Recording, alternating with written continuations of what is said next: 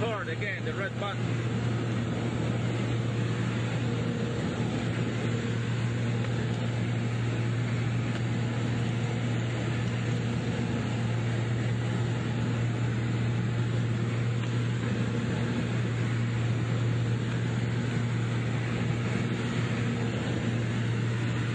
It's not recording.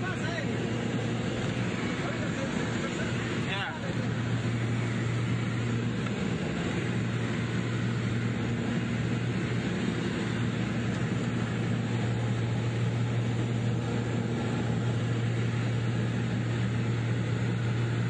There's a lot of floating vegetations in the river. Yeah.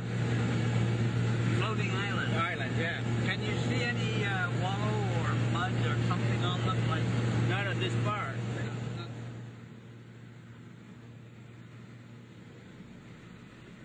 The New York Herald for Sunday, 11th January 1911, carried an article entitled Prehistoric Monsters in Jungles of the Amazon. The article in the New York Herald reviews a variety of reports of strange animals quite accurately, and goes on with the personal experience of the author of the article, a German by the name of Franz Hermann Schmidt. According to the article, Schmidt set out from Bogota, Colombia, with a companion, Captain Rudolf Flang, on 8th of October 1907. Schmidt describes their journey through the swamps and jungles quite convincingly, culminating with an alleged encounter with a large, unknown animal. He names real rivers, real places, and gives the coordinates of the encounter site as 5 degrees 30 south latitude and 75 degrees 5 west longitude, stating that the best way to reach the area is up the Solomos River. The description of the encounter makes an exciting narrative. Unfortunately, Schmidt's report could never be checked because, according to Schmidt himself, his companion, Flang, died of fever on 4th of March 1908 in Rosario. The most relevant part of Schmidt's narrative follows. The 12th day we descended into a long valley with a spot about 3 miles wide and 9 or 10 miles long in the centre that showed many spaces of open water 100 yards wide or more. It was a shallow lake, literally choked with vegetation. Following the stream down, we found that near the head of the lake the influx was augmented by some huge gushing hot springs with a sickening odour and a worse taste. Even in a land of extravagant vegetation, that around the head of the lakes was the most extraordinary I have ever seen, and I believe that the water from the springs had something to do with it. The valley was like any other of many we had crossed, and we should merely have detoured the swamp if Flang, surveying it with his glasses, had not noticed in 2 or 3 spots on the shores of the lakes some huge swathes or crushed tracks, such as the Indians had mentioned.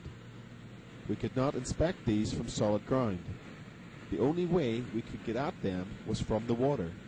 So we cut a tree, made a rude dugout, shaped some paddles, and the second day set it afloat in the open water at the head of the lake.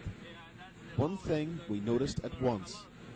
There was not an alligator, iguana, or even a large water snake to be seen anywhere. This in itself was queer.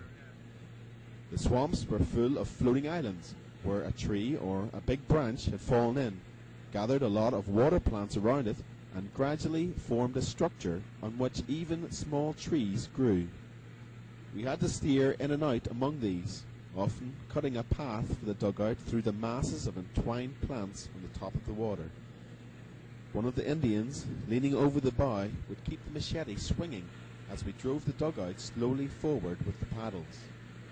At last we got into a pool of open water from which one of the swathes led shoreward, and we put the boat right up to it. There was no question but that it had been made by some enormous body being dragged from the water through the plants and mud until solid ground was reached, where a great circular wallow in a sunny spot was made. On the plants nearby were marks of waves 2 feet above mean level on average, and great flag-like stalks as thick as my leg were broken off short in the track, and the tops were mashed into the mud, while the movement of the body had carried quantities of the soft ooze from below the water and spread it like plaster on the crushed plants. A very large elephant or hippopotamus could have made a similar track. In making the return journey to the water, practically another course had been chosen, the point of entrance being some 100 feet to the east, and a little shelving back there having been crushed in with the small trees that grew on it in a way that showed that many tons of weight must have rested on it. The creature that had been able to make markings like these in the course of a peaceful progress must be a terrible thing if aroused to anger. The Indians in the dugout grew more and more frightened, and I confess that I began to watch the water and listen for movements along the shore or among the islands with feelings slightly more tinged with anxiety than I had felt before I saw these evidences. Leaving this spot, we proceeded slowly along, and soon came to an island which was evidently a favourite sunning spot, as the plants were crushed down all over it, and it was plastered with mud dragged up from the bottom. It took much time to get ahead any, and it was very late in the day before we crossed one bay of about a half a mile wide to examine some similar spots on the further shore. Here we found 3 spots where some amphibious animal had left the water and returned to it. One was very large, and the other 2 only about half the size. Plainly, there was more than one such creature in the lake. Another thing which we had not observed previously was that vast quantities of fronds, tender green leaves, and broad stretches of flag growth had been ripped off. I have seen spots in which a herd of elephants had fed, and these looked very similar. One tree had a smear of mud on it, fully 14 feet from the ground.